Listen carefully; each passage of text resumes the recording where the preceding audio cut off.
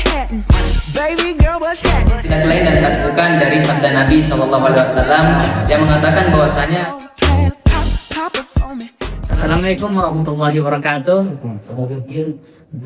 Halo sobat Mobat, teman-teman santri sekalian. Perkenalkan, saya Muhammad Fadlan Kajabir. Kali ini kita sebagai host ya. Saya bersama dengan saudara Muhammad Tajari. Beliau merupakan ketua dari 001 ya. 01 ini nama partainya apa? nama partai yang kami usulkan sebagai paslon nomor 1 itu ialah Munari. Munari. Ya. Munari itu apa sih? Munari di sini sebenarnya pelesetan daripada bahasa Arab yaitu munarun. Munarun. Iya. Munarun di dalam kamus itu ternyata kami lihat bermakna tiang cahaya. Tetapi kami pelesetkan kepada lafaz munari untuk mencocokkan antara Muhammad Najib dan Ahmad Ridho sebagai wakil saya. Oh iya, sangat simpel sekali ya. Muhammad Najib Ridho. Ahmad Ridho. Saya teringat kembali dengan nama partai saya ya, yaitu Daras, singkatan dari Fadlan Rahman. Namun ternyata setelah dihadapkan disuruh ubah, ya kami ubah menjadi Ahlan Wasankan. Rahmat Fadlan selalu andalan. Ya tentu saja kami kemarin darah ini memiliki filosofis, ya.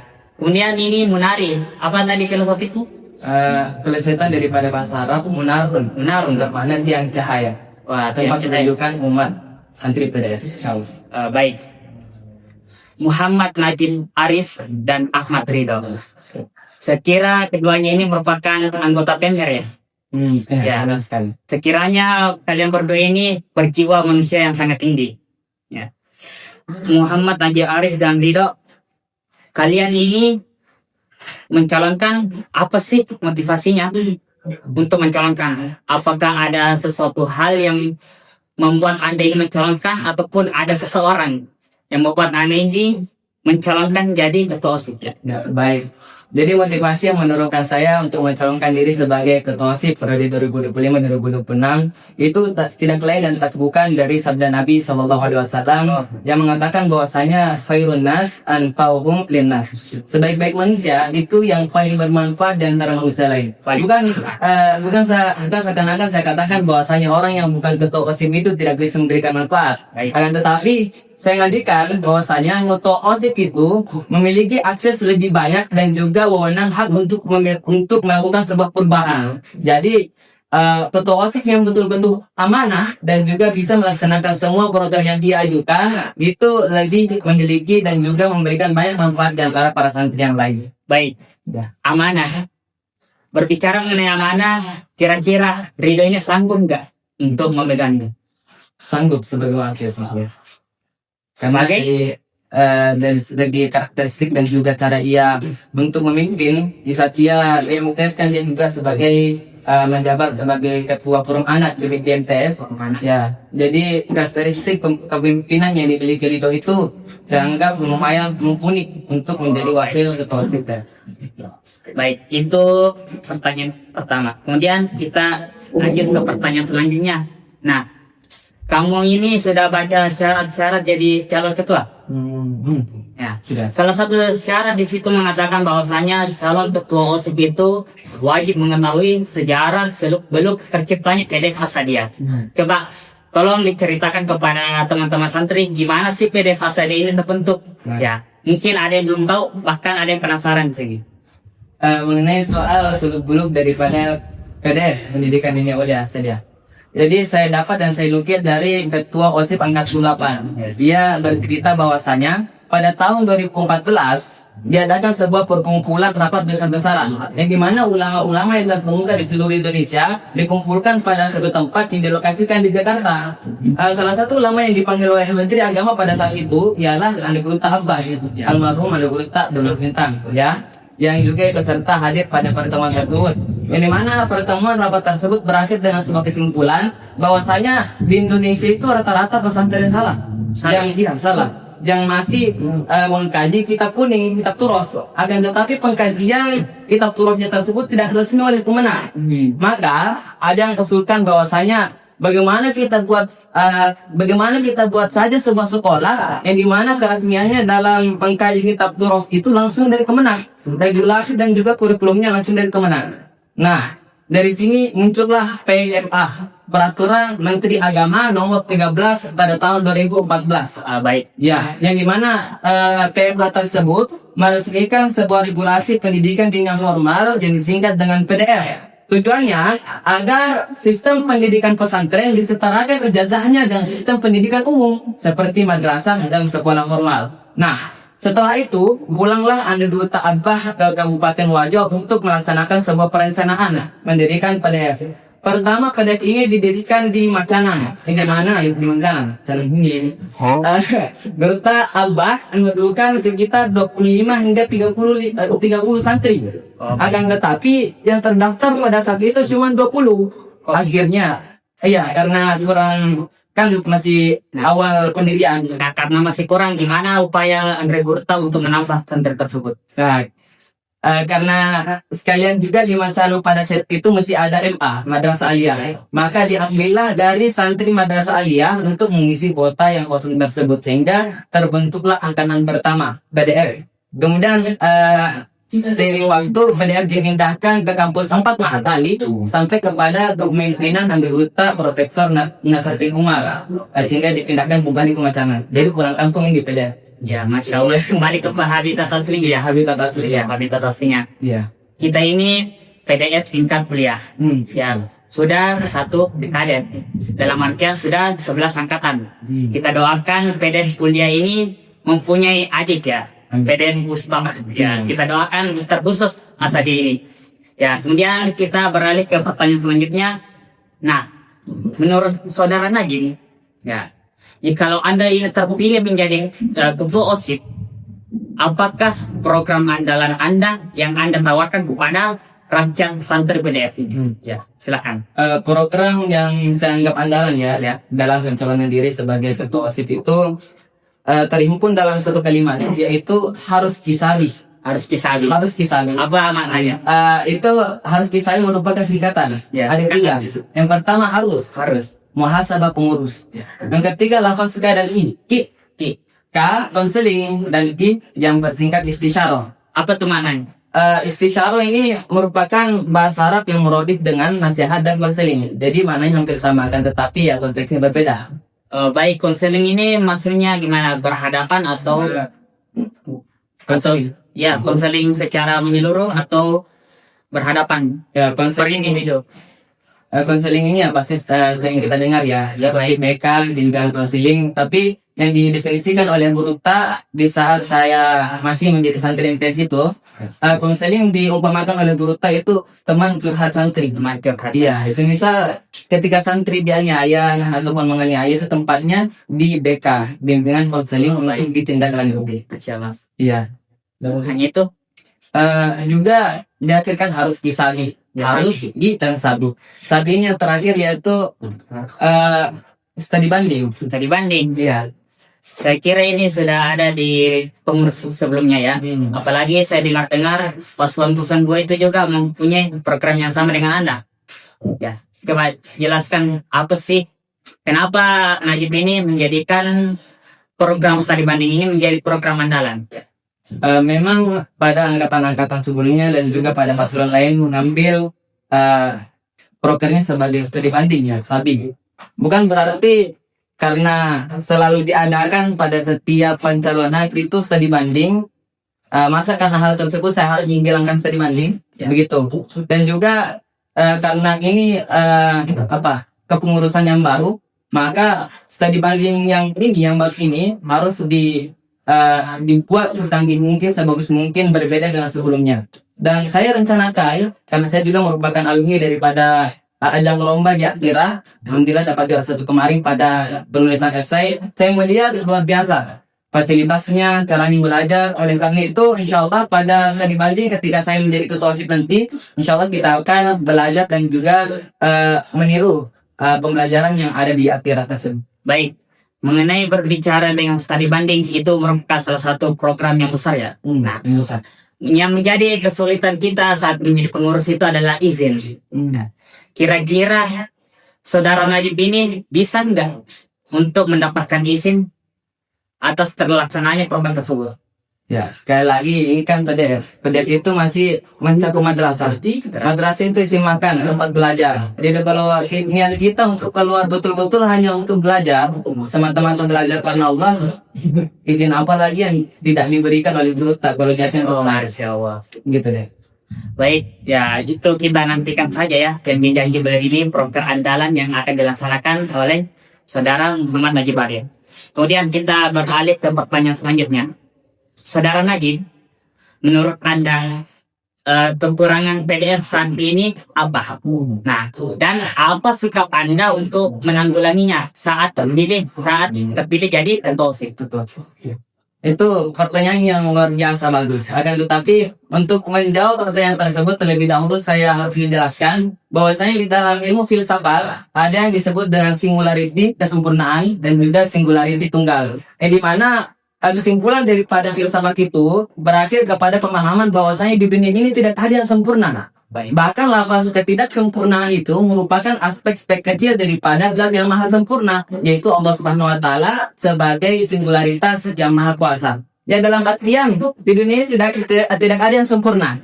Begitu pula dengan PDF. Dan saya pandang bahwasanya hal yang paling krusial yang terdapat di PDF itu yang mengakibatkan kekurangan yang amat banyak itu ialah satu, sifat malas. Sifat malas. Ya, sifat malas. Gimana cara Anda menanggulanginya? Saya kira sifat malas ini merupakan sifat individu, yang dimana Allah sendiri berfirman, la yughayyiru qaumin hatta yughayyiru bi anfusihim.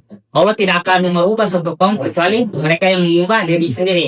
Gimana sih cara Anda ini mengubah sikap malas yang dimana merupakan sifat individu tersebut, yang dimana butuh yang namanya kesadaran? Nah, benar bahwasanya sifat malas itu merupakan sifat individu dan cara untuk menanggulanginya itu tidak terlepas daripada rasa kesadaran diri untuk mengubah rasa malas itu sendiri.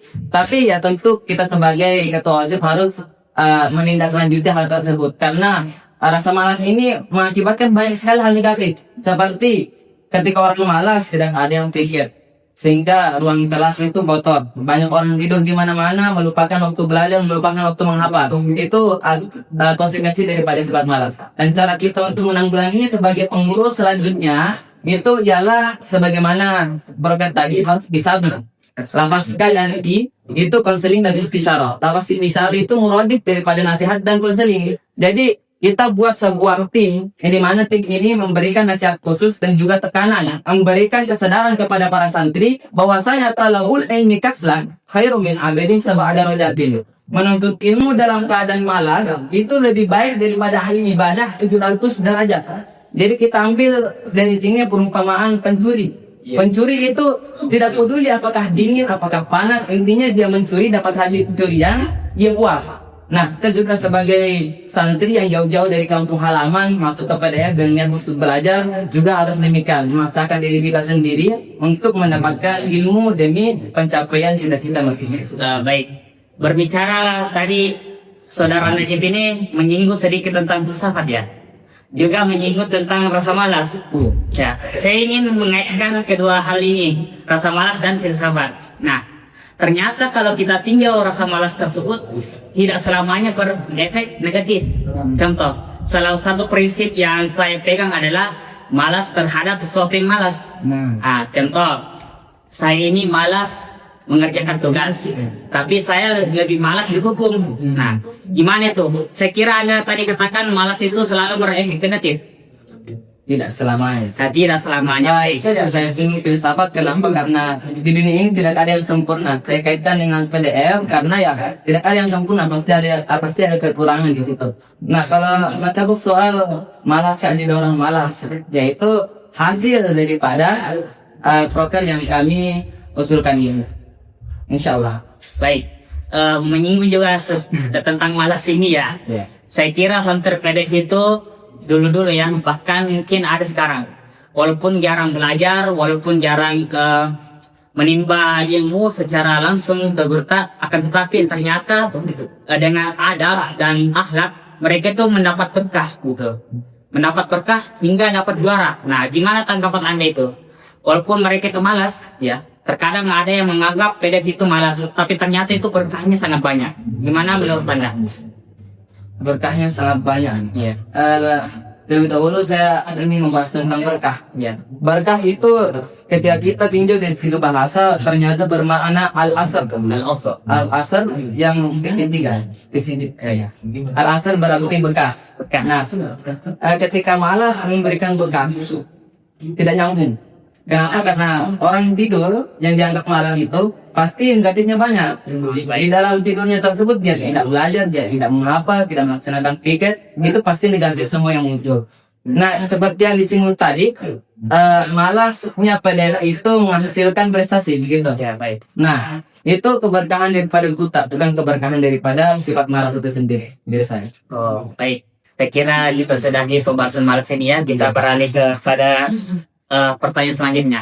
Nah, berbicara terkait pemimpin, apalagi pemimpin di PD kuliah yang berlandaskan syariah Islamiyah. Nah, saya penasaran dan juga ingin bertanya kepada saudara Najib, apakah ada sosok panutan dalam kepemimpinan Islam yang Anda jadikan panutan, yang Anda jadikan motivasi untuk mencalonkan kali ini? Sosok pemimpin atau tokoh? Ya. Selain Nabi Muhammad ya? Ya. Selain Nabi Muhammad. Tokoh pemimpin yang saya jadikan panutan selain daripada Nabi Muhammad SAW itu ialah pemimpin yang lumayan masyhur. Bahkan disinggung oleh sebuah hadis yang dimana beliau kalau tufta'anna Konstantinia walani mal amiru amiruha walani mal Yesus dari kal Yesus, dimana akan dibuka bangsa Konstantinopel kepada seluruh umat Muslim. Dan sebaik-baik pemimpin ialah pemimpin yang ada pada zaman tersebut. Dan sebaik-baik pasukan ialah pasukan yang dipimpin oleh pemimpin itu. Apakah itu? Yaitu ialah Muhammad Al-Fatih. Muhammad Al-Fatih. Karena dia juga merupakan pemimpin yang dimana pasukannya tersebut berhasil membobol keamanan dan juga security daripada Konstantinopel yang sudah 100-an tahun tidak pernah dijebol oleh orang sekalipun. Dan salah satu motivasi yang saya dapat dari beliau Muhammad Al-Fatih itu sangat mendalam, mengatakan bahwasanya jangan berani berkata tidak mungkin sebelum kamu mati-matian mencobanya. Iya. Masya Allah. Saya kira beliau ini sangat pantas ya untuk dijadikan panutan, apalagi tanggung jawab beliau. Beliau memimpin banyak sekali pasukan untuk menembus dan tentu saja kerja keras itu tekadnya yang kuat. Seperti yang Anda bilang tadi bahwasanya kita tidak boleh mengatakan tidak mungkin sebelum mencoba. Nah, kemudian kita beralih ke pertanyaan yang terakhir ya. Saya kira ini juga terkait kepemimpinan. Nah, seseorang itu apabila ingin hidup tentunya memiliki prinsip-prinsip. Anda ini ingin mencalonkan jadi pemimpin. Setelah Anda menjabat sebagai ketua OSIS, apa prinsip yang Anda jamin pegang teguh saat terpilih? Ya. Baik. Jadi prinsip yang saya pegang teguh ketika insya Allah saya terpilih sebagai ketua OSIS itu saya ambil dua ya. Yang pertama itu kaidah usul fikih, yang kedua itu ialah kaidah fikih siasat. Yang pertama kaidah usul fikih, yang mungkin terkesan bahwa kaidah fikih. Ternyata kaidah itu sangat berpengaruh di dalam kehidupan, bukan hanya berpengaruh di dalam misalnya prinsip ya. Bisa menjadi prinsip. Yaitu kaidah al-masghulu la yushghal. Perkara yang disibuki tidak boleh disibuki oleh perkara lain. Jadi semisal kita sebagai ketua OSIS itu tidak boleh mensibuki sebuah kegiatan dan kegiatan yang lain. Semisal ada kegiatan ngalalang alfiah disibuki dibarengi dengan kegiatan musyraf, itu mustahil terjadi. Bahkan apabila kita adakan dua kegiatan tersebut dalam satu waktu, kegiatannya menjadi rusak. Kenapa? Karena dua kegiatan tersebut menghabiskan banyak waktu. Jadi ketika kita menggunakan kaidah itu al-masghulu la yushghal, hanya bisa melaksanakan satu program ataupun kegiatan dalam satu waktu itu, seperti larang alfiah. Ya, larang alfiah saja, tidak boleh ada kegiatan lain. Ya, jadi Najib ini orangnya yang istiqomah ya. Orang yang juga fokus ataupun senang berkonsentrasi dalam satu hal. Tentu saja ya ini sangat baik untuk sebuah organisasi. Kita mencapai satu tujuan yang sama. Nah, terkait juga prinsip-prinsip ini, apakah Anda ini memegang prinsip solidaritas? Ya, saya kira pengurus itu sangat menekankan yang namanya solidaritas. Kalau Najib sendiri gimana? Saya juga demikian. Kenapa? Karena Ya, sebagaimana yang dikatakan oleh Ibnu Khaldun di dalam kitabnya Muqaddimah, bahwasanya sebuah peradaban itu mustahil bisa berdiri tanpa adanya solidaritas. Asobia. Asobia. Asobia. Ya, semoga kita harapan kami ya dari pengurus ulumnya bahwasanya solidaritas ini tetap terjaga. Apalagi PDM kuliah saja ini sudah sampai dekade, yang dimana jangan sampai terjadi perpecahan antar angkatan. Ya baik, saya kira kita sudah ingin sesi tanya jawabnya. Apakah ada yang ingin disampaikan kepada teman-teman santri sekalian sebelum saya menutup pada kali ini? Oke, saya memiliki pesan kepada para santri sekalian dan juga kepada calon pemimpin yang betul-betul terpimpin nanti. Yang saya khususkan pertama kepada calon pemimpin yang bila saya tidak terpilih. Pertama, di dalam kitab Ahkam Sultaniyah yang dikarang oleh Imam Al-Mawardi mengatakan bahwasanya Amirul Qawmi Qadimuhum, pemimpin sebuah kaum ialah pelayan mereka. Jadi semisal dari kaidah tersebut, tiga asasiah tersebut memberikan pemahaman bahwasanya pemimpin itu dengan kekuasaannya tidak boleh menggunakan kekuasaannya untuk keegoisannya diri sendiri. Jadi semisal kekuasaan yang ia pegang tidak boleh ia gunakan untuk menyuruh orang lain memberikannya makanan. Tidak boleh menyuruh orang lain untuk memenuhi hajatnya, memenuhi keegoisannya. Jadi kekuasaan yang dimiliki seorang pemimpin itu hanya dikhususkan kepadanya, hak baginya untuk melakukan sebuah perubahan manfaat bagi apa yang ia pimpin. Dan selanjutnya pesan kepada para santri sekalian bahwasanya PDEK ini tempat belajar, tempat menuntut ilmu, bukan tempat bermalas-malasan. Bukan saya melarang tidur pagi, tidak, akan tetapi ada waktunya untuk melaksanakan sebuah hal, ada waktunya untuk melaksanakan sebuah hal yang lain. Al-mas dulu lain segala perkara yang disebut tidak boleh disebut oleh perkara lain. Ya, mungkin sekian. Baik, jadi moto utama dari saudara Najib Arif ini adalah al-masdulu la yasdulu. Sesuatu yang disibuki tidak boleh disibuki oleh perkara yang lain. Baik, kita akhiri pada podcast kali ini. Kami bersama calon ketua OSIS Paslon 01 nama partai Munari, ya Munari Aksi Agama.